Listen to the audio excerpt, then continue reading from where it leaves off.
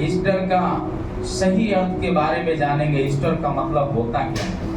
Easter का मतलब कहा जाए तो यीशु मसीह का दफन कार्य के बाद पुनरुत्थान, जो यीशु मसीह कब्र में से तीसरे दिन जी उठा हुआ दिन है। मतलब यही है, अंधेरा से प्रकाश की ओर दौड़ना। अंधेरा से प्रकाश की ओर दौड़ना। कब्र में क्या था? क्या था? सब लोग बोलिए। अंधेरा था। अंधेरा जगह में कोई जाना पसंद करेगा? हम सब अंधेरा में थे। सब लोग अंधकार में फंसे हुए थे। सब लोग अंधकार के काम में थे। सब लोग अंधकार के रीति रिवाज में फंसे हुए जन थे। हम सब थे। लेकिन परमेश्वर का धन्यवाद हो कि प्रभु ने कब्र में से जी उठने के बाद जो बीमारी रूपी अंधेरा था, गरीबी रूपी अंधेरा था, रीति रिवाज रूपी अंधेरा था, निराशा रूपी अंधेरा था, उस अंधेरे से परमेश्वर ने क्या किया? अपनी महिमा के प्रकाश में क्या किया है? खड़ा कर दिया। बोलो प्रभु यीशु मसीह की। इसीलिए खड़ा किया। ज्योति कहाँ रहता है? अब ये मरकरी कहाँ लगाए हैं? नीचे लगाए हैं, ऊपर लगाए हैं? हम आराधना में क्यों जाते हैं? मसीह का नाम को ऊंचा करने के लिए। हालेलुया। इसका मतलब यीशु मसीह जी उठा है, उसकी जीवित गवाही देने के लिए हम जाके एक जगह इकट्ठा होकर उसकी आराधना करते हैं। बोलो प्रभु यीशु मसीह की। हालेलुया। यही है ईस्टर का सही संदेश। ईस्टर का से पहले 3 दिन कलीसिया जो है क्या किया है? 1800 साल में मिलकर पहला बार गुड फ्राइडे के नाम पर बाट जो होते हुए यीशु मसीह कब्र में गया, जी उठेगा करके ये सच्चाई को जाना हुआ लोग घुटने टेक कर बाट जो रहे थे, दुनिया को बताना चाहते थे, वो सारे चलचित्रों के द्वारा कि यीशु मसीह अब कब्र में नहीं है, वो जी उठा है। बोलो प्रभु यीशु मसीह की। क्या कोई मृत्यु जब किसी के घर में हो, कोई कहेगा अच्छा मृत्यु है? क्या खुशी मनाएंगे? नहीं मनाएंगे। कब्र में से जी उठा, एक तो पहले हम जानना चाहिए ये हर्ष और उल्लास का दिन है।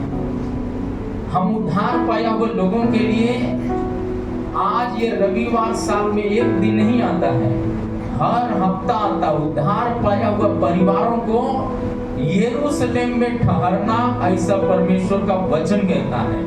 यरूशलेम में ठहरने का मतलब प्रेरितों का पुस्तक 1 अध्याय 4 आयत में लिखा है। क्या लिखा है? जब आप उसको पढ़ेंगे तो जानेंगे यरूशलेम में क्यों ठहरना है और यरूशलेम में ठहर कौन सकते हैं। यरूशलेम में क्यों ठहरना है और कौन लोग ठहर सकते हैं, ये सबसे बड़ी सवाल है। 1 का 4 आयत किसी को मिला तो आवाज उठाइए। और उसने मिलकर उन्हें आज्ञा दी, यरूशलेम को मत छोड़ो। यीशु मसीह जी उठने के बाद अपने लोगों को आज्ञा दिया, यरूशलेम को मत छोड़ो। हालेलुया। गरीबी के बीच में, बीमारी के बीच में, शतावट के बीच में परमेश्वर की सच्चाई को मत छोड़ो, मत ठुकराओ। हालेलुया। बोलो प्रभु यीशु मसीह की जय। आमीन। ये प्रकाशन परमेश्वर कब्र में से जी उठने के बाद बाट जोहने वाले लोगों के सामने खड़ा होकर कहता है। हालेलुया। ये केवल एक दिन बाट जोहने का समय नहीं है, परंतु हर दिन बाट जोहना है। वही है सच्चा मसीह। सच्चा मसीहियों का पहचान क्या है? उद्धार पाया हुआ मसीहियों का पहचान क्या है? बाट जोहने वाला होना, बाट जोहने वाला होना। हालेलुया। दुल्हन दुल्हा का क्या करती है?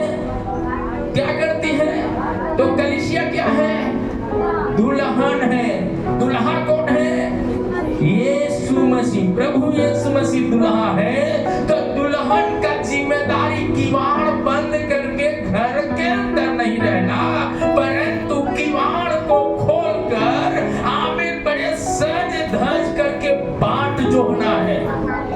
प्रभु यीशु मसीह की। क्यों? दुल्हा कभी भी आ सकता है, दुल्हा कभी भी आ सकता है, इस बात को जानना। दुल्हा कभी भी आ सकता है। इसलिए प्रभु के वचन साफ शब्दों में कहता है कि परमेश्वर की महिमा कैसे करना है। परमेश्वर की महिमा करने का तरीका क्या है? यहोवा का बाट जोड़ना। यहोवा का बाट जोड़ना। किस लिए बाट जोड़ना है? इसके बारे में कौन बाट जोड़ सकता है? क्या हारा हुआ लोग बाट जोड़ते हैं? मरा हुआ लोग बाट जोड़ते हैं? कौन लोग बाट जोड़ते हैं? कौन लोग बाट जोड़ते हैं?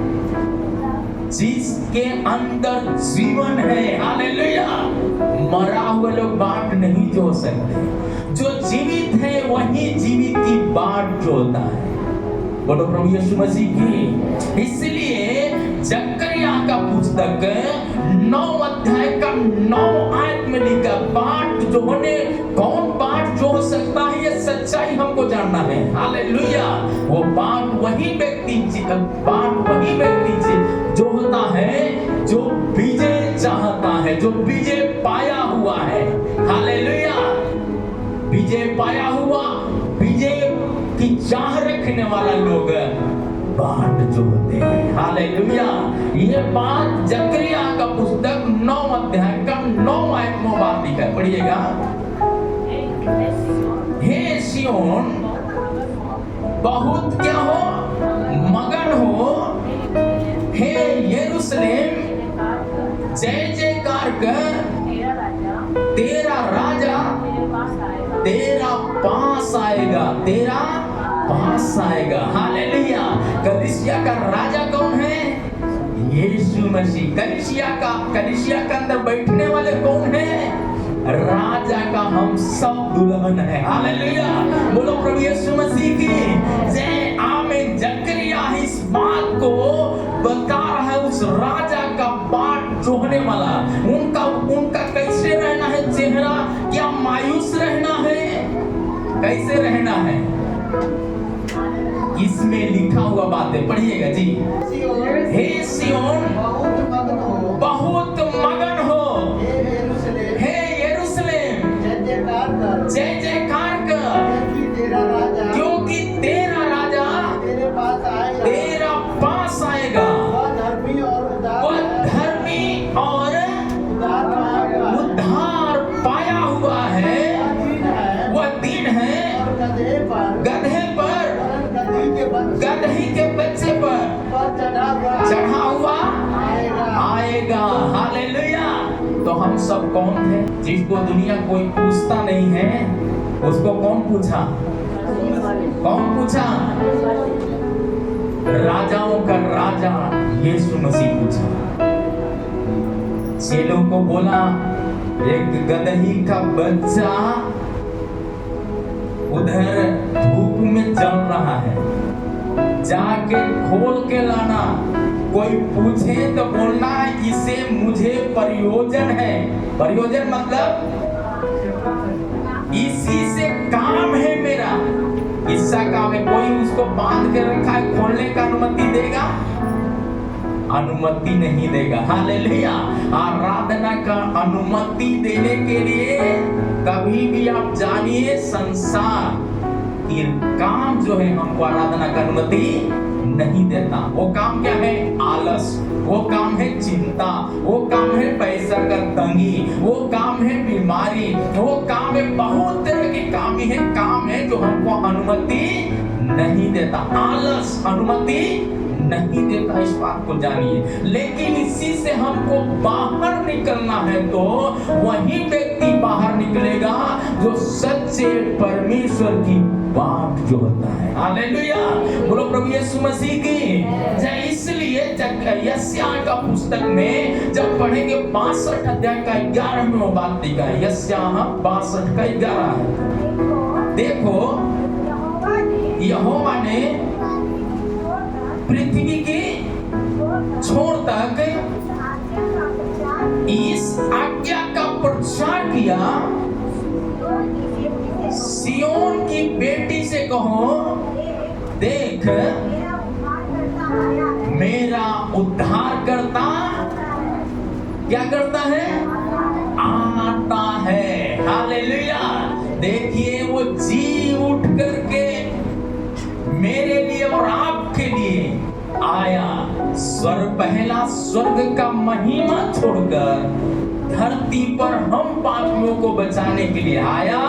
अभी कब्र में से दुख उठाकर, जो हमें सुख दुख सहना था, दुख उठाते उठाते कब्र में गया, कब्र में से जी उठकर आ रहा है। कौन ये बात बताया है? कौन बताया है? यशायाह के द्वारा। उसमें कौन? बहन लोग बताए, भाई लोग बताया है। विजय जीवन पाया हुआ लोग, विजय जीवन पाने की इच्छा कौन रखता है? बूढ़े लोग रखते हैं इच्छा। परीक्षा पर जय पाने के लिए कौन चाहते हैं? जवान लोग चाहते हैं। बहन के लिए जोरदार ताली बजाएंगे। हालेलुया। जवान लोग विजय चाहते हैं, बूढ़ा लोग नहीं चाहते। पर बूढ़ा लोग भी चाहते हैं। प्रमोशन चाहिए ना? नहीं चाहिए? चाहिए कि नहीं भैया? प्रमोशन चाहिए। हालेलुया। प्रमोशन के लिए क्या करते हैं? वो दौड़ लगाते हैं। हम जाते हैं उधर जेल के तरफ में एक जगह घर में प्रार्थना के लिए, तो वहाँ एक भाई बोलते हैं कि सर जी हम सचिवालय से नौकरी से रिटायर कर गए, लेकिन अभी भी प्रमोशन के लिए दौड़ते हैं। कहते हैं कि कोई दिक्कत नहीं? कोई दिक्कत नहीं। क्या दिक्कत है? मैं जवान हूँ। मुझे ये समझ में आता है भाई, अभी रिटायर कर गए, सब कुछ कर गए, फिर भी नौकरी मिलने के बाद भी प्रमोशन के लिए दौड़ रहे हैं। क्यों? उनके अंदर एक जवानी का उमंग है। हालेलुया। बोलो प्रभु यीशु मसीह की। यीशु मसीह 3.5 साल ऐसा दौड़ा कि दुनिया उसका दीवाना हो गया। हालेलुया। आप ऐसा दौड़ना है आराधना में, आपका मोहल्ला यीशु मसीह को जानने वाला होना चाहिए। बोलो प्रभु यीशु मसीह की। ईस्टर का ये संदेश आपका जुलून देकर, आपका प्रार्थना देकर, आपका गांव समाज यीशु मसीह में उद्धार पाने वाला होना चाहिए। क्या चाहते हैं? क्या चाहते हैं? क्या? हालेलुया। यूहन्ना भी इस चीज को समझने के कारण क्या करता है? ये बात कब वो समझा है? यूहन्ना 12 अध्याय का 13 और 14 आयत में पढ़ेंगे तो बात मिल जाएगा जी। खजूर की डालियां ली, अंगूर की नहीं, खजूर की डालियां ली और उससे भेंट करने को निकला और पुकारने लगे कि हे होसन्ना, धन्य इस्राएल का राजा, हे धन्य इस्राएल का राजा, जो प्रभु के नाम से आता है, जो प्रभु के नाम से आता है। जब यीशु को एक गधे का बच्चा मिला, यीशु को जब एक गधे का बच्चा मिला तो उस पर बैठा। हालेलुया। और जैसा लिखा है कि सियोन की बेटी मट देख तेरा राजा गधे के बच्चे पर चढ़ा हुआ चला आता है। हालेलुया। बोलो प्रभु यीशु मसीह की। हमारा और आपका पहचान क्या था? हमारा और आपका पहचान निकम्मा लोग। घोड़ा को कोई निकम्मा कहता है क्या? निकम्मा कहता है? दुनिया का जो भी राजा है घोड़े पर सवार करके चलते हैं, लेकिन दुनिया को बनाने वाला जो राजाओं का राजा है वो गदहियों पर सवार होकर के चला है। हालेलुया। जो उसके नाम से आते हैं वो धन्य है। वो धन्य है परमेश्वर का कलाम करता है। इसलिए इस बात को हमको जानना चाहिए, इस राजा को रोकने के लिए, ताकि गधे से सवारी न करे, गदहियों का सवारी न करे, कुंवारियों के लिए जीवन न जिए, उसके सेवकाई को बाधा पहुंचाने के लिए, उसके काम को रोकने के लिए। हालेलुया। लोगों ने क्या किया है? आमीन। उसे धोखे से पकड़वा दिया। कहां धोखे से पकड़वाया है? कौन पकड़वाया है? आमीन। हालेलुया। जब बाद में आप अपने घर में पढ़ेंगे तो आपको सब कुछ मिल जाएगा। भजन संगीता का पुस्तक में जब आप पढ़ेंगे 41 अध्याय का 9 में और मरकुस 14 का 10 में, तो आपको मिलेगा मित्र द्वारा धोखा मिला है। दुनिया धोखा का जगह है। दुनिया क्या है? धोखा का जगह। बहुत बातों में आप देखेंगे तो मिलता है। जब थोड़ा आगे काम आपका बढ़ना शुरू करेगा, अपने लोगों से धोखा। यीशु मसीह को किससे धोखा मिला था? किससे धोखा मिला? किससे धोखा मिला? अपने लोगों से मिला। चेला लोग किसका था? किसके लोग थे? दूसरे के लोग थे? अपने लोग थे। आपका बच्चे से धोखा मिलेगा, रिश्तेदार से धोखा मिलेगा, पड़ोसी से धोखा मिल सकता है, पति पत्नी को धोखा मिल सकता है, पत्नी को पति से धोखा मिलता है। कब? जब वो सही चीज को नहीं समझते। जहां संदेह होता है वहां धोखा होता है। हालेलुया, बोलो प्रभु यीशु मसीह की। इस बात का संदेश देता है, इसलिए जागते रहो, प्रार्थना करते रहो, ताकि तुम परीक्षा में न फंसो। यीशु मसीह का परीक्षा हुआ, पर परीक्षा में फंसे नहीं रहा, उस धोखा पर जय पाया है। आप धोखा पर जय पाना है तो यीशु की बात जोड़ने में दौड़ चलिए, परमेश्वर का काम करता है। अगली बात है, आमीन। धोखा कैसे धोखा उसके जिंदगी में मिला है? आमीन। 30 चांदी के टुकड़ों में बिका। हालेलुया, यीशु मसीह को 30 चांदी के टुकड़ों में बेचा। टुकड़ा है भाई, पूरा बराबर नहीं है, छोटा छोटा कण में। मतलब प्रभु यीशु मसीह क्या हमारे लिए किया। हम छोटी छोटी बातों में हम क्या करते हैं? अपने कामों के जरिए बेच देते हैं। आज भी बाइबल कहता है, इसलिए जागते रहो, प्रार्थना करते रहो, ताकि तुम परीक्षा में मत पड़ो। हालेलुया। कौन इसको बेचते हैं? वो बेचते हैं जो परमेश्वर की सच्चाई को नहीं जानते। कुम्हार का खेत के रूप में कहा गया। हालेलुया। लोग क्या सोचते हैं? जैसे हालेलुया खेत को क्या बेचा जाता है, उसको यीशु मसीह का शरीर को खेत के समान उसको क्या किया गया? जोता गया। हमारा और आपका पाप के कारण इस बात को याद रखना चाहिए। हालेलुया। ऐसा जोता गया जैसे भूमि जोता जाता है। आमीन। 39 से अनगिनत कोड़े की चाबुक को उसके बदन पर मारा गया, और जब खींचा गया तो आमीन, मांस का टुकड़े का बौछार बिछोने के जैसा बिछाया गया। किसके कारण? हमारे और आपके कारण। इस बात का संदेश देता है, इसलिए हम बेचने वाला नहीं, यीशु मसीह का साथ दुख उठाकर यीशु का महिमा करने वाले बन सकते। आमीन। हालेलुया। जकरिया का पुस्तक में आमीन 11 अध्याय 12 से 13 में, मत्ती 26 अध्याय, हालेलुया, जब पढ़ते हैं तो वहां 15 आयत में लिखा है, और 27 अध्याय 9 से लेकर 7 अध्याय में पढ़ते हैं तो 7 आयत में पढ़ते हैं तो इस सारी बातों को हम देख सकते हैं। और क्या देखते हैं? यहूदा का स्थान बदल गया है। यहूदा का स्थान बदल गया। हालेलुया।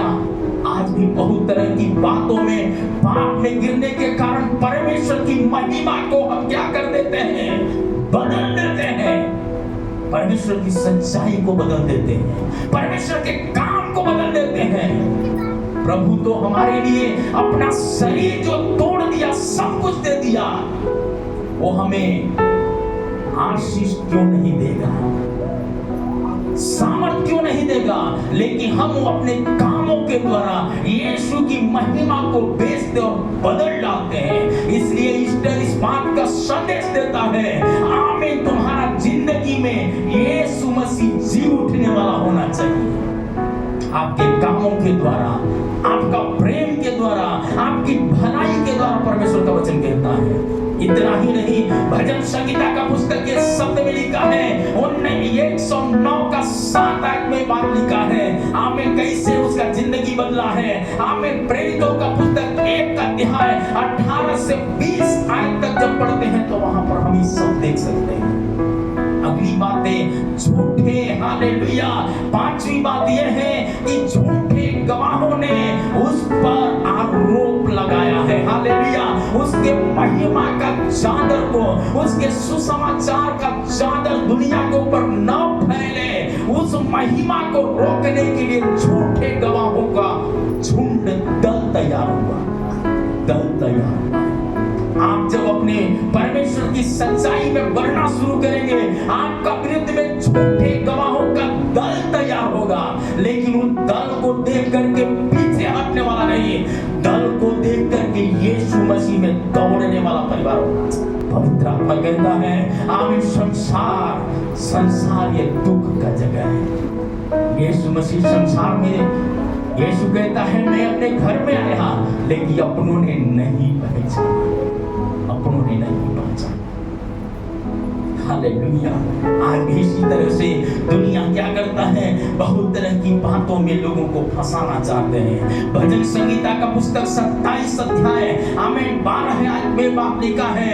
मत्ती रचित सुसमाचार 26 अध्याय 60 और 61 आयत में बात बताते हैं। हालेलुया। क्या चाहते हैं?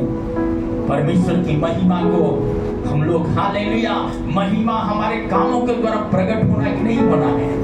ईस्टर इस बात का संदेश देता है, परमेश्वर का नाम का महिमा हमारे कामों के द्वारा ऊंचा होना है। हमारी आराधना के द्वारा क्या होना चाहिए? ऊंचा होना चाहिए। हमारा उन्नति के द्वारा परमेश्वर का नाम ऊंचा होना चाहिए। हमारे कपड़ों के द्वारा ऊंचा, हमारे काम के द्वारा ऊंचा, हमारे आराधना के द्वारा ऊंचा, हमारे बच्चों के द्वारा ऊंचा यीशु मसीह का नाम होना चाहिए। हालेलुया। हमारा पारिवारिक जीवन के द्वारा परमेश्वर का नाम ऊंचा होना चाहिए। हालेलुया। ये कैसे हो सकता है? कब हो सकता है? जो ये सच्चाई को जानेंगे, जो बात ये हालेलुया लिखा है, वो बात ये तभी संभव है जब ये सच्चाई जानेंगे। कौन सा सच्चाई? यीशु मसीह आपके लिए क्या नहीं किया है। वो बात पवित्र शास्त्र में जब आप पढ़ेंगे तो 1 कुरिन्थियों 15 अध्याय का 3 और 4 आयत में वो बात लिखा। पढ़िएगा 15 अध्याय, 1 कुरिन्थियों 15 अध्याय 3 और 4 आयत में वो बात लिखा। जी, इस कारण मैं सबसे पहले तुम्हें वही बात पहुंचा दी है जो मुझे पहुंचे थी कि पवित्र शास्त्र का वचन के अनुसार यीशु मसीह हमारे पापों के लिए मर गया। किसके पापों के लिए मरा? किसके पापों के लिए यीशु मसीह थप्पड़ खाया? इस जगह को, इस शब्द को यहीं पर छोड़ दे, याद करेंगे, आगे जब बढ़ेंगे तो आपको मिल जाएगा। आमीन। आरोपित हुआ हमारे पापों के कारण, इस बात को जानना चाहिए। झूठा गवाही उस पर गुजरा हमारे पापों के कारण हुआ है। अगली बातें क्या कहता है? आमीन। परमेश्वर का वचन कहता है, हालेलुया, वो आरोपित रहा तो भी वो चुपचाप सुनते रहा। हमारे और आपके ऊपर आरोप लगता है तो हम लोग क्या हो जाते हैं? उतावली हो जाते हैं। लेकिन पवित्र शास्त्र कहता है, उन्होंने उतावली तो रहा है, उतावली नहीं, परंतु उन्होंने क्या किया? अपने सताने वालों के लिए प्रार्थना करने में तेजी दिखाया है। हालेलुया। तो भी उसको सहना क्या पड़ा था। आमीन। जब यशायाह नबी का पुस्तक 50 का 6वां आयत और मरकुस 14 का 65 में जब पढ़ते हैं तो मारा गया और थूका भी गया उसके गालों के ऊपर। मारा गया और थूका भी गया। किसके कारण? हमारे पापों के कारण, पवित्र शास्त्र कहता है। हालेलुया। अगली बातें क्या कहता है? आमीन। अकारण घृणा किया गया। हमारा पाप के कारण यीशु मसीह घृणित व्यक्ति बन करके मुझे जीवन दिया है। हालेलुया। इस बात को याद दिलाता है। वो बात भजन संहिता 69 का 4 में लिखा है और यूहन्ना 15 अध्याय का 23 आयत में बात लिखा है। हालेलुया। इतना ही नहीं, प्रत्यक्ष रूप में दुख उठाया। हालेलुया। जैसे एक मनुष्य, पूर्ण मनुष्य होकर यीशु मसीह हम मानव जातियों के लिए शरीर में दुख उठाया, क्योंकि हम शरीर में हैं तब तक हमारे जिंदगी से, क्योंकि हम पाप से जन्म लिया, सुख विलास में जन्म लिया, हमारे अंदर क्रोध है, हमारे अंदर जलन है, हमारे अंदर चुगलियां हैं, हमारे अंदर नाना प्रकार की अभद्र बातें हैं, नाना प्रकार की नशाखोरियां हैं। उसी पाप को लेकर के यीशु मसीह हालेलुया निर्दोष होने के बावजूद भी पूर्ण शरीर में दुख उठाया, ताकि हमारा पूरा शरीर मसीह में पवित्र किए जाए। पवित्र शास्त्र कहता है, यशायाह 53 अध्याय का 4 आयत में वो बात में लिखा है। आमीन। इतना ही नहीं, मत्ती 8 अध्याय 16 और 17 आयत में बात लिखा, प्रत्यक्ष रूप में। हालेलुया। अप्रत्यक्ष नहीं कहता है, बल्कि प्रत्यक्ष रूप में, मतलब आंखों से दुनिया देख रहा है। यीशु मसीह शरीर में रहने का समय में सताया गया।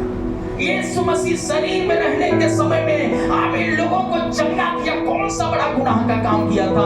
यीशु मसीह शरीर में रहने के समय में 5 रोटी और 2 मछलियों से लोगों की भूख को मिटाया है।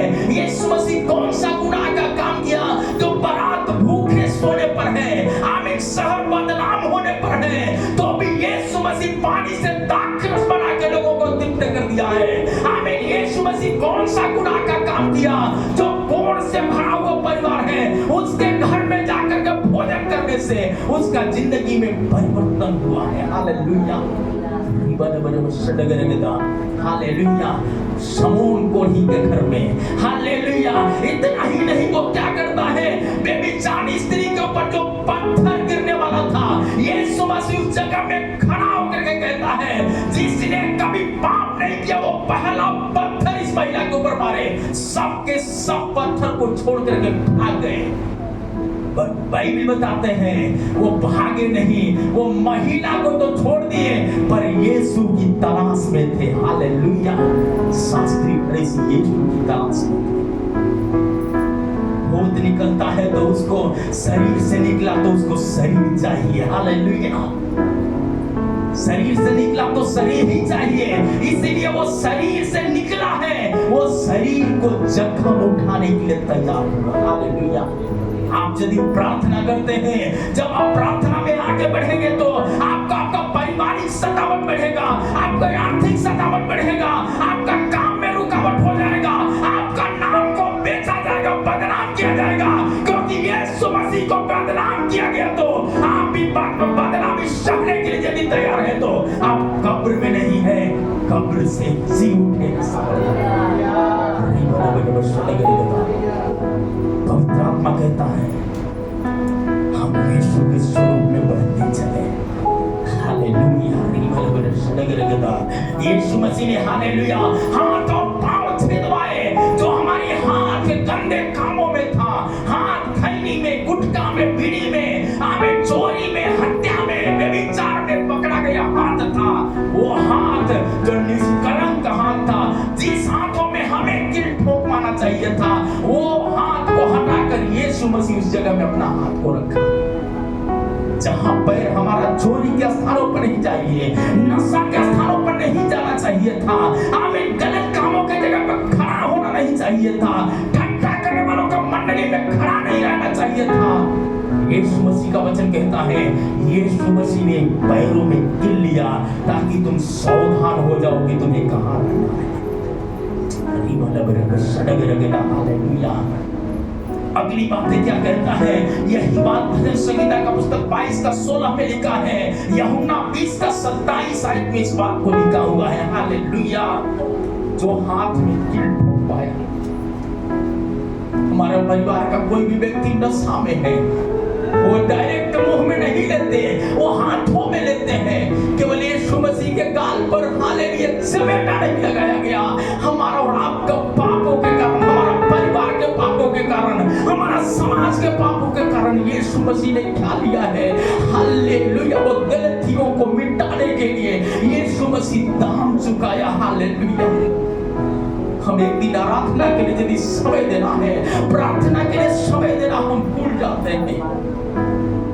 बाइबल कहता है यीशु मसीह केवल समय नहीं दिया बल्कि अपना सब कुछ उन्होंने निछावर कर दिया। अपना मान सम्मान को इस मिट्टी में गिरा दिया, पर मिट्टी में पड़े नहीं रहा। बताया गया वो बोया गया पर वो उगा भी है। हालेलुया। गेहूं का दाना भूमि में पड़कर मर नहीं जाता, परंतु जब मर जाता है बहुत फल लाता है। हालेलुया। यीशु मसीह मरा हुआ, एक यीशु मसीह मरा आज हजारों को पैदा किया है। हालेलुया। लाखों परिवार यीशु मसीह को जाना है, करोड़ों परिवार जाना है, इतना काफी नहीं है। आमीन। करोड़ों अरबों जो नरक की ओर जा रहे हैं उनके लिए भी यीशु मसीह मरा, इस बात को याद दिलाता है। इसलिए मन फिराओ, परमेश्वर का वचन कहता है मन फिराओ। मन फिराया हुआ लोग कौन क्या करते हैं? मन फिराया हुआ लोग ये बात को जानते हैं कि यीशु मसीह मेरे पापों के लिए मरा। हालेलुया। पापियों के हाथ से क्रूस पर चढ़ाया गया। हालेलुया। जिन्होंने चढ़ाया वो खुद वो कैसे चढ़ाए उनको ये बात पता नहीं है। हालेलुया।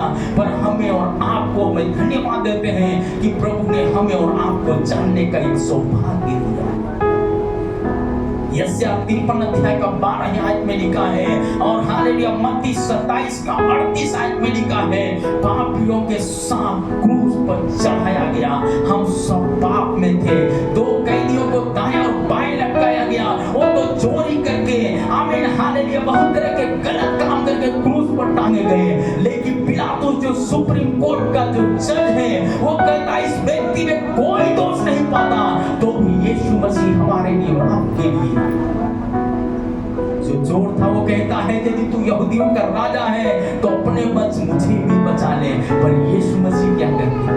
वो दूसरा एक कैदी क्या कहता है? पिता इन्हें क्षमा कर क्योंकि ये नहीं जानते हैं, ये नहीं जानते हैं। जब अपने राज्य में आए तो मुझे भी शुद्धि लेना करके बता। हमारा और आपका जिम्मेदारी क्या है? दुनिया जो बात नहीं जानते हैं हमको मालूम है, हमारा कर्तव्य है उनका पाप क्षमा होने के लिए प्रार्थना करना। कलीसिया का जिम्मेदारी है पाप क्षमा होने के लिए प्रार्थना करना। प्रभु हमारा देश में बढ़ रहे हैं आमीन पाप श्राप का बीच में, आमीन बहुत तरह के निराशा का बीच में आप लोगों को क्षमा करें। प्रभु सतावट का बीच में भी प्रभु को क्षमा कर दीजिए, करके बोलकर प्रभु को महिमा देने की जरूरत है। हालेलुया। लोगों को उपासना करें आमीन। बहुत तरह के आमीन अपमानित किया तो भी अपमानित करने वाले लोगों के लिए उन्होंने प्रार्थना करने के लिए सिखाया है। हमारा और आपका जिम्मेदारी है हम उनके लिए प्रार्थना करने में पीछे नहीं आगे बढ़ चढ़ करके हिस्सा लें। इसलिए प्रभु का वचन कहता है यीशु मसीह ने कहा अपने शत्रुओं के लिए तुम प्रार्थना करो। यीशु मसीह में जी उठा हुआ लोग उद्धार पाए और लोगों का पहचान किया है। बैरियों के लिए प्रार्थना करना। सैनिकों ने बहुत तरह की बातें क्या किया है आमीन हालेलुया। पीते सिरका पिलाने की कोशिश की, जो जहर हम पी रहे थे पीकर मर रहे थे। यीशु मसीह हमें पवित्र बनाने के लिए उस जहर से बाहर निकालने के लिए यीशु मसीह उस जहर का स्वाद भी चखना भी नहीं चाहता था तो भी उसे चखा है। हालेलुया। जब प्यास लगी। इतना ही नहीं प्रभु का वचन कहता है साफ शब्दों में जो हम जहर पीते थे आज भी माता पिता का बात है आमीन थोड़ा सा बोलने के कारण बच्चे लोग आमीन अपनी पूरी जिंदगी बर्बाद कर देते हैं, जहर पी लेते हैं, मर जाते हैं। उनको लगता है अब दुनिया समाप्त हो गई। इतना ही है कर्ज में डूबे हुए कर्ज नहीं चुकाते लोग जान त्याग देते हैं जहर पीकर। यीशु मसीह उनके लिए भी आमीन हालेलुया 2000 साल पहले आमीन वो सारे जहर को पीकर हमें पवित्र और निष्कलंक जीवन दे दिया ताकि हम जहर पीने वाले नहीं बल्कि जहर पीने वालों को बचाने वाला हम परिवार बन जाए। हालेलुया। ईस्टर इस बात का संदेश देता है। आमीन। यहाँ तक उसको छेद आ गया तो भी उन्होंने सहता रहा। आमीन। वो इतना ही नहीं बल्कि बाइबल कहता है आमीन, जो दोष करके उसको चढ़ाया क्रूस पर, सैनिकों ने उसके कपड़े पर चिट्ठियां तक डाला है। हालेलुया।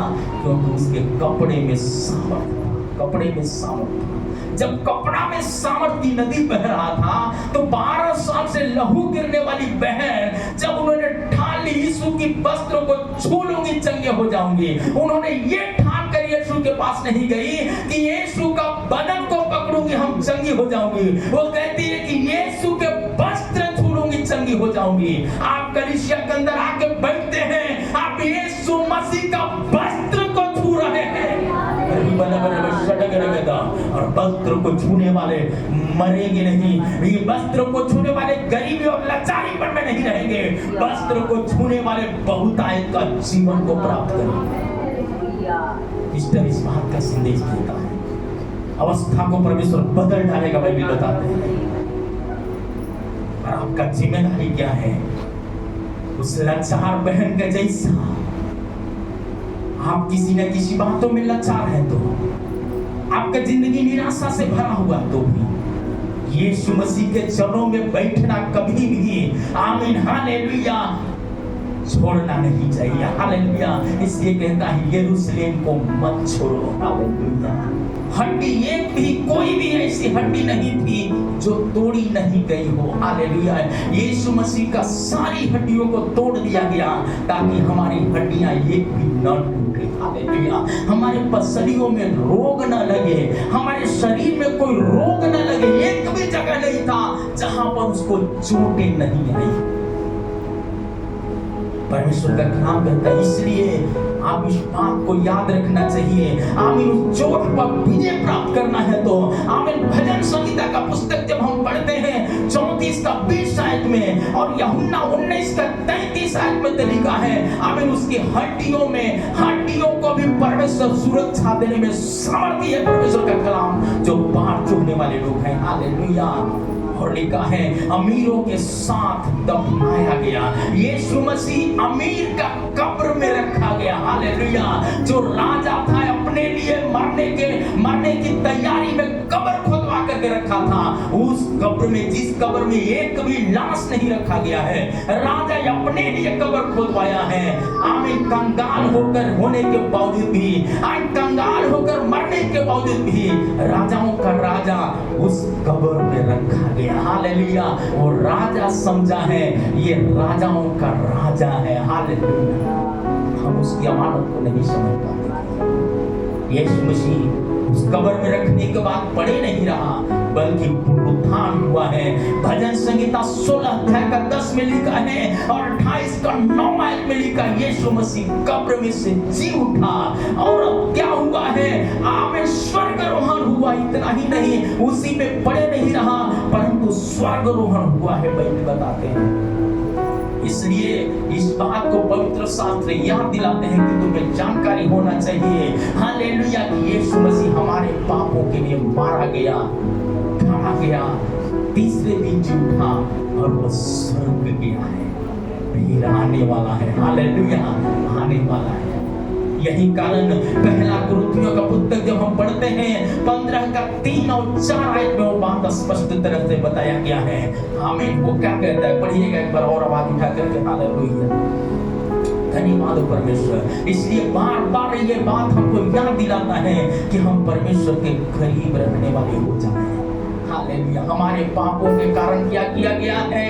आमीन। ये सारा दुख सहा ताकि हम दुख सहते सहते, जैसे उन्होंने पिता की इच्छा को पूरी करने में मन लगाया, हम भी पूरा उम्र भर पिता का साथ जीने वाले।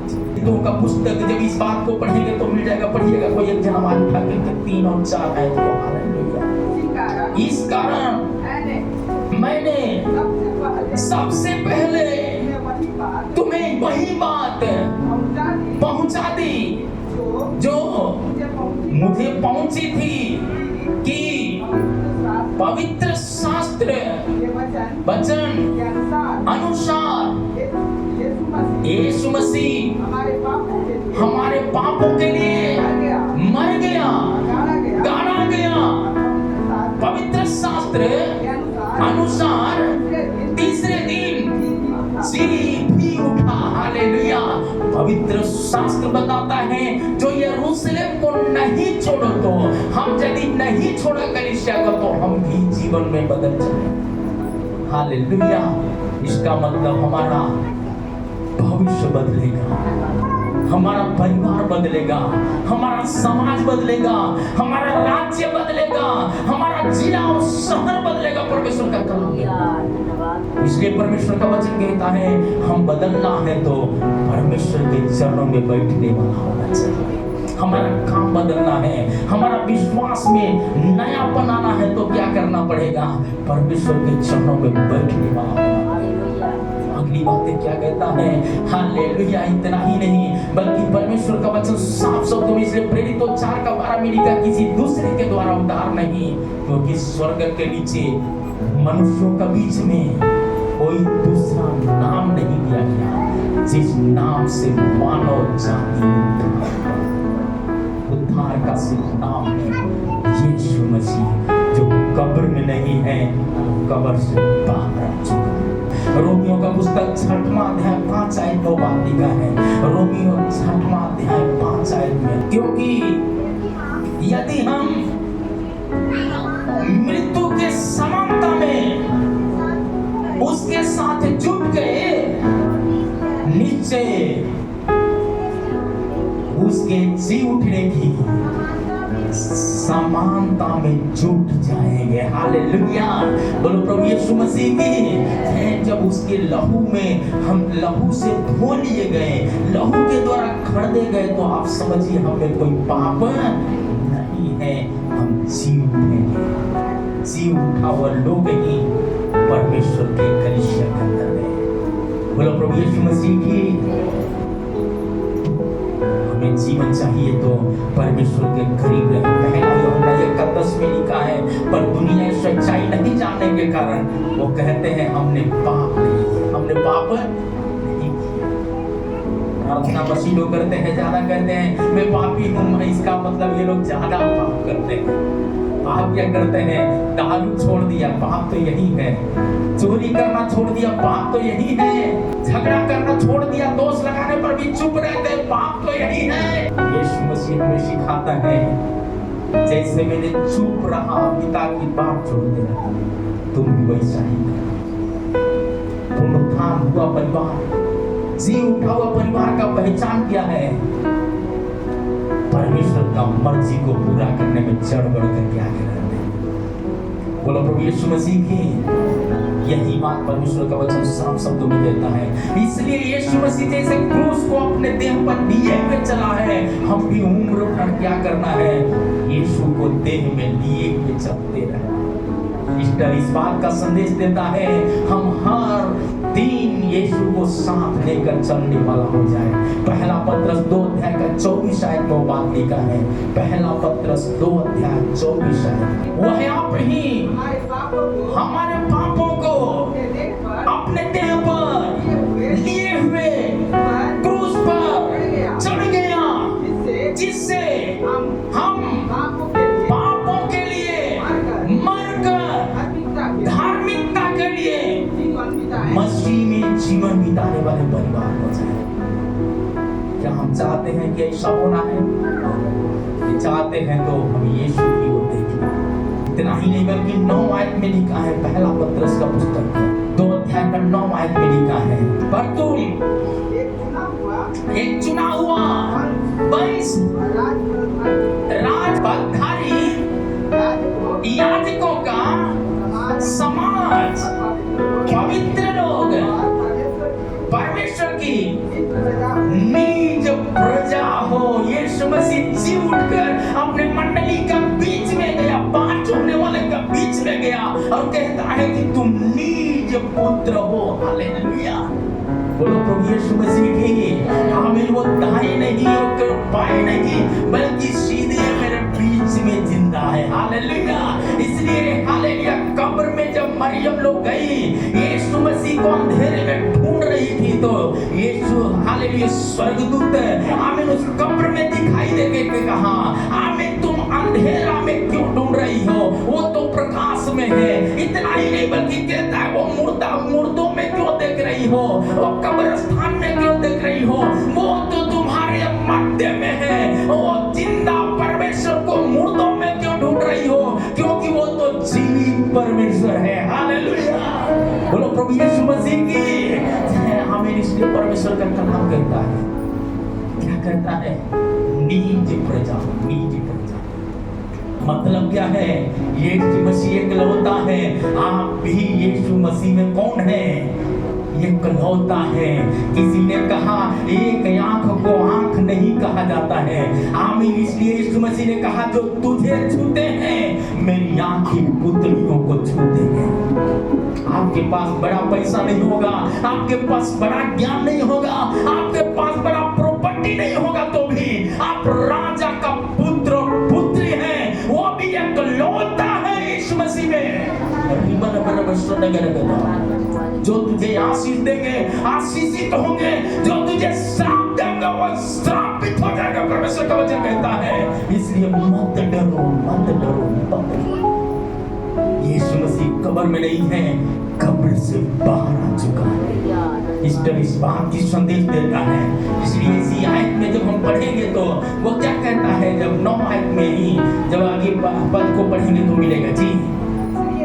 इसलिए कि जिसने अंधकार में से अपने अद्भुत ज्योति में बुलाया, क्या करने के लिए? उसका गुण प्रकट करने के लिए। तब हम गीत गाते हैं, कैसे गुण प्रकट करेंगे? तारीफ करें यीशु की जो क्रूस पर जयवंत है। तारीफ करें यीशु की जो क्रूस पर जयवंत है। आराधना और जोर से सबसे ऊंचा है यीशु का नाम। सेवा करें आनंद से, ऊंचा है यीशु का नाम। कौन तारीफ करने के लिए तैयार है? कौन उसकी महिमा देने के लिए तैयार है? कौन उसकी सभा में दौड़ने के लिए तैयार है? कौन यीशु मसीह का सुसमाचार हर घर तक पहुंचाने के लिए तैयार है?